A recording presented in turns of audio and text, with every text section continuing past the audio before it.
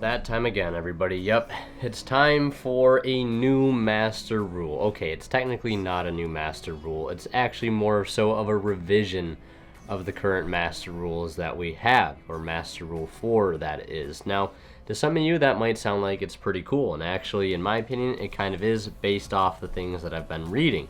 But of course there's a little bit of confusion going on, much like there was last time when master rule 4 was announced. Now, speaking of the master rule 4 announcement, I want to take it back for a second, because the last time I made a video like this, the mood was much different, and especially the mood in the community was way different than what I'm seeing now. So back around early 2017, when Master Rule 3 was sort of coming to a close, Zodiac, True Draco format, all of that insanity that we were experiencing back then, we got introduced to Link Monsters, and just sort of reading over all the rules regarding Link Monsters and how the summoning mechanic worked genuinely scared me a bit, because a lot of the decks that I was playing at the time, I could just understand from right then and there, they were all going to be much less powerful than they were, simply by this own summoning mechanic that was being introduced. And for example, one of those decks was DDD, and this deck by far, in my opinion, was the deck that was hurt the most by the introduction of Master Rule 4, because it was a deck that could go through so many different types of summoning mechanics in a single turn, fusion, synchro, Ixies, and even some pendulum summoning here and there. This was a deck that was just greatly hurt by this mechanic, because basically it felt like what Konami was doing was just really trying to push this Link summoning mechanic on all of us, on any type of deck. And it just felt like the decks that also didn't play the extra deck and didn't really care about using the extra deck that much, seemed like they just got an inherent boost, and it just didn't seem all that fair. And basically, if your deck was, sort of just a fusion based, synchro based, or Ixies based deck, you were sort of going to be left behind a little bit and just sort of have to wait for some support. Now, speaking of waiting for support, that was one of the great downfalls, in my opinion, or at least downsides of Master Rule 4.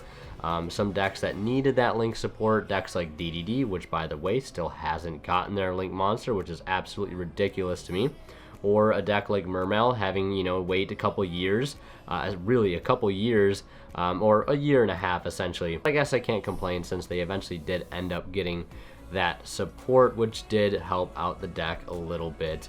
But then again, you have things like Star Boy, and I digress. But anyways, yeah, needless to say, there was a lot of collateral damage with the introduction of Master Rule 4. A lot of the existing decks beforehand were going to have a lot of catching up to do, needless to say, to be able to adapt to this new Master Rule 4 era that we would experience all the way up until now. It basically seemed like Links were sort of being pushed so much so that, at points you had decks running an entire 15 card extra deck of all just Link monsters.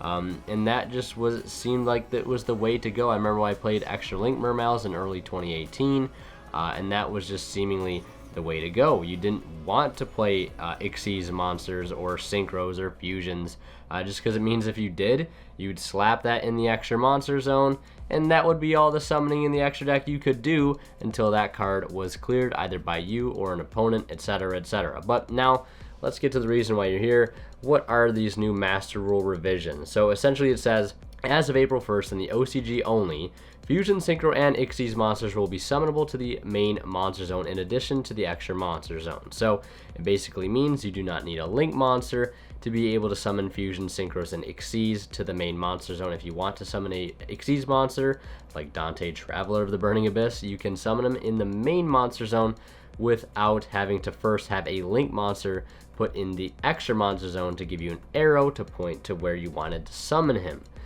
But then it says this. The rules for Link monsters will remain the same. So essentially, if you want to summon a Link monster for, say, like Decode Talker, he will first have to go into the extra monster zone. And then if you wanted to summon, per se, a Proxy Dragon, that Proxy Dragon would have to go into that zone that Decode Talker is already pointing to. But then it also says this. This is the next sentence that follows that first sentence. It says the rules for Link monsters will remain the same, but then it says you are not limited to one of each. So I don't know exactly what sentence this sentence is referring to here, whether it's talking about Fusion, Synchro, and Ixies monsters will be summonable to the main monster zone, or the fact that the rules for Link monsters will remain the same. And then it says you are not limited to one of each. So there's been some confusion here with the sentence, and I've been experiencing some confusion as well, and especially some people that I've seen cover this information. For example, is it worded like this, saying like, if I want to put 2 fusions in the main monster zone, let's say I summon D-Arc, Oracle D-Arc, you know, DDD monster, I summon it in the main monster zone. Now if I want to summon Genghis, in addition to that, do I first need to put a Link monster on board to give me the arrow to be able to summon the fusion monster, or can I just put as many fusions in the main monster zone as I want without needing a Link monster, you know, to tell me where I can put them?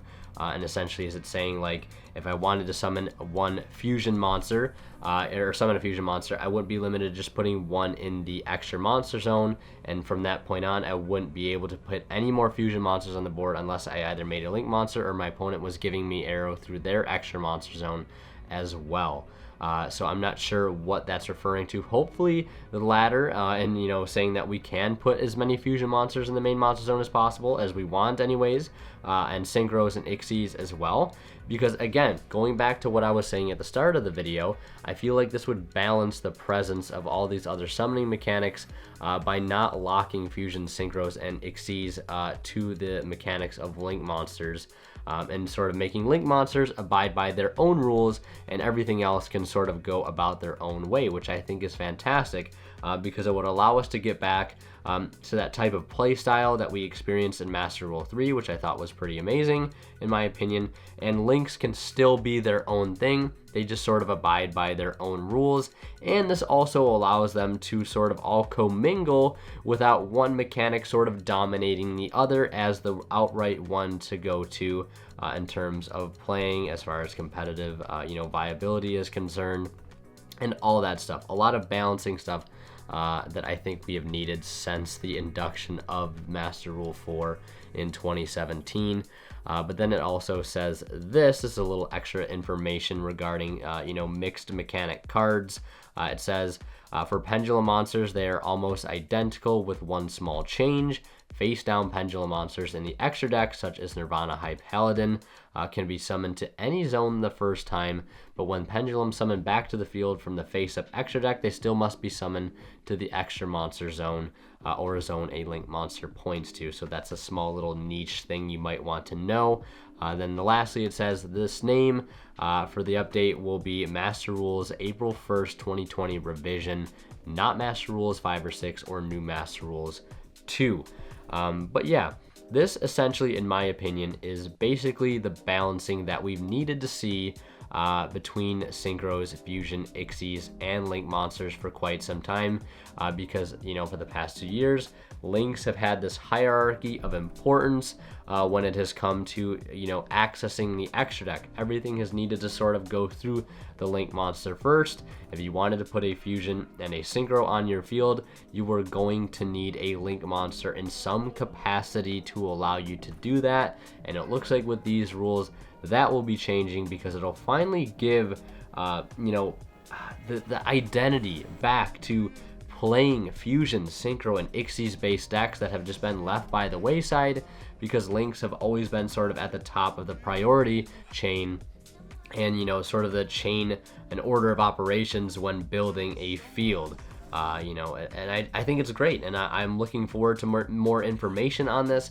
I wouldn't say anything is set in stone as of right now. These are all just, you know, early pieces of information that we're getting. Like, right, it says in the OCG only, April of 2020 we're looking at, and I imagine if it says OCG only, it'll be implementing over to the TCG at some point after that, as it usually does. But I think it's great overall, and this is actually something that I was thinking could be a new idea for Master Rule 5. I don't think I ever said it in a video, but it was something that I've talked with friends and things like that. That's all I really wanted to talk about. Wanted to give a little background information on this type of stuff and how I felt, you know, back then versus now. This is a change I feel like they should have implemented when Master Rule 4 was first implemented, but I get why they did it. They wanted to make these Link monsters sell. and sell, they have. And I think it's just a good balancing thing at the end of the day. And I'm personally a fan of it. I can see some people are freaking out over it for no real reason, in my opinion, saying, oh, links are dead, which I don't even know how you could say that. Think about it. Cards like the Nightmares get even better because the fact that they don't have down arrows for you to access other extra deck monsters doesn't really matter anymore, which is really, really great in my opinion. So yeah, there's a lot of room for new creativity and new decks to rise and fall, such as things do in this game, such is the ebb and flow of this card game. But yeah, that's going to do it for this little discussion video. I hope you guys enjoyed. If you did, be sure to leave a like.